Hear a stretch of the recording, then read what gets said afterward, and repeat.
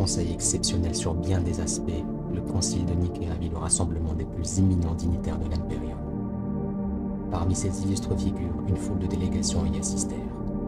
Les hauts seigneurs de Terra, le premier parmi eux Malcador, les sommités du Mechanicum de Mars, les gouverneurs généraux de toutes étendues et les représentants de l'Adeptus Astra Telepathica et de la Scholastica Psychana. Les légions glorieuses des Space Marines y étaient également représentées ainsi que leur primarque. Bien sûr, nul autre que l'empereur lui-même qui honora cette auguste assemblée de sa présence.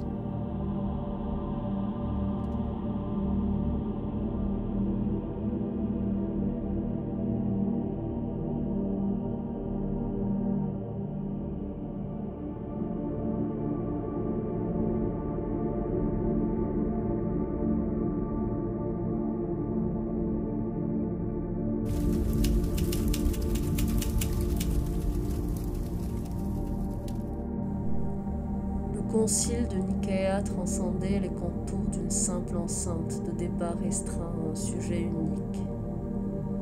En dépit de son objectif officiel, qui consistait à résoudre la crise enchevêtrée des archivistes Space Marines et à statuer sur le rôle de psycheur de bataille au sein des légions de l'Imperium, il revêtait en réalité la plus haute importance pour offrir à Magnus l'opportunité de faire face aux sévères accusations de sorcellerie qui pesaient lourdement sur ses épaules.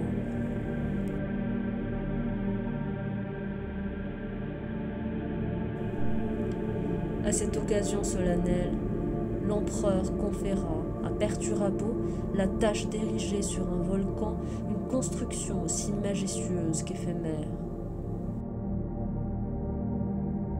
Alors qu'il siégea en présidence du concile, sans s'immiscer dans les échanges, telle une figure imposante, l'empereur prêta une oreille attentive lorsque ses fils se succédèrent pour accuser ou défendre leurs propres frères. Chaque voix formant une mélodie complexe de loyauté et de conflit. Magnus prit la parole en sa propre défense, évoquant les hauts faits glorieux des archivistes sur les champs de bataille, tandis qu'il exposa avec éloquence les astropathes qui se trouvaient parmi eux, incarnant en eux-mêmes une preuve irréfutable que le destin de l'humanité était inexorablement lié à l'épanouissement des psycheurs.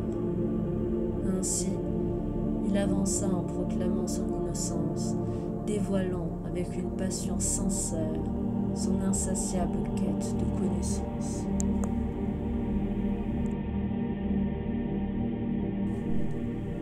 Un groupe d'archivistes de Légion prit ensuite la parole. Portant leur voix collective, leurs arguments formaient un tissu subtil de persuasion, appelant à un terrain d'entente. Leur proposition prenait la forme d'un compromis éclairé qui n'envisageait pas le rejet absolu des psycheurs, mais plutôt une régulation rigoureuse, où les prérogatives de ces êtres doués de facultés psychiques seraient encadrées avec la plus grande vigilance sous la tutelle impériale.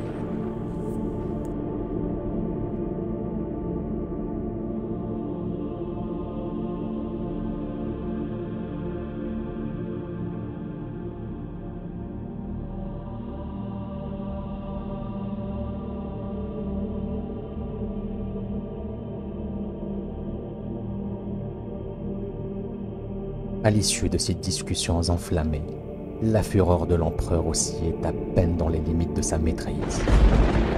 Une tempête sous un vernis de contrôle.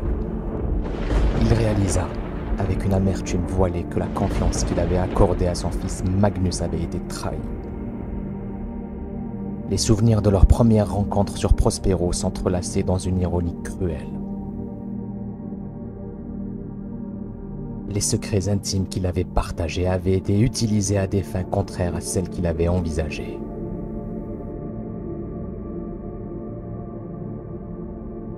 Dans l'isolement silencieux de sa méditation, il assimila avec un mélange de déception et de compréhension que les pouvoirs autrefois partagés avaient pris racine, évolué en solitaire, et le tout sans son consentement. Dans son immense sagesse, il ne confirma aucune accusation de sorcellerie émise contre Magnus, se contentant de renouveler l'ordre de cesser d'employer ses dons psychiques. Dorénavant, à l'exclusion des navigateurs et des astropathes, l'usage des psycheurs au sein des légions fut catégoriquement prohibé. L'édit retentit, exigeant la cessation immédiate et le démantèlement du Librarius, tandis que la sentence s'étendait aux primarques eux-mêmes qui l'enjoignaient de ne plus jamais solliciter ses facultés interdites. L'impératif de cette interdiction était formel, et même la plus vague des allusions de sorcellerie était dorénavant frappée d'inacceptabilité et de péril.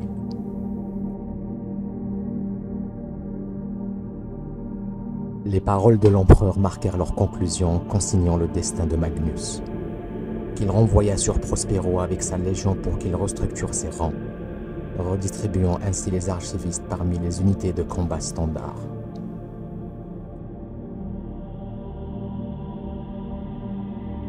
L'empereur accompagna son ordre d'une menace plus claire encore. Malheur à qui ignorera mon avertissement et brisera son pacte avec moi. Celui-là deviendra mon ennemi. Et sur lui, comme tous ses suivants, s'abattra une telle dévastation au terme de toute chose. Il regrettera le jour où il se sera détourné de ma lumière.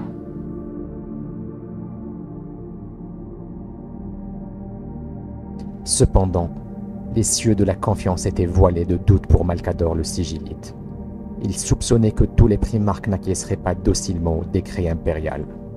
Le Librarius avait insinué une empreinte bien profonde au sein des opérations et des stratégies adoptées par certaines légions. À cet effet, il présenta au nom de l'empereur un nouvel édit, l'ordre d'observance. Cet édit, qui prit le nom d'ordination des chapelains, avait comme phare la légion des Wordbearers. Jadis éclairé par la ferveur religieuse de l'Orgar qui développa des prêtres guerriers nommés chapelains, ou gardiens de la foi, les chapelains s'élevèrent pour veiller au bien-être spirituel des légions et à ce que la foi en l'empereur demeure immuable. Malcador ordonna ainsi aux primarques d'élever ce nouvel ordre au sein de leur légion. Ces âmes choisies se consacreraient à la défense de la vérité impériale et l'application des décrets. Ils seraient sélectionnés parmi les plus fidèles des fidèles, ceux dont le serment de loyauté était gravé dans l'acier. La plupart des primarques acceptèrent cet édit, marquant le commencement d'une nouvelle ère. Cependant, les ombres s'enroulaient autour de certains. L'Orgar, qui avait inspiré l'ordination des chapelains, savourait l'ironie cruelle de la situation. Ses propres chapelains, à l'exemple d'Erebus, s'étaient déjà inclinés devant les puissances de la ruine. L'hérésie d'Horus allait bientôt dévoiler les masques, révéler les visages cachés derrière des constellations d'allégeance, et faire briller, aussi éphémères que les étoiles filantes, les éclats de la vérité.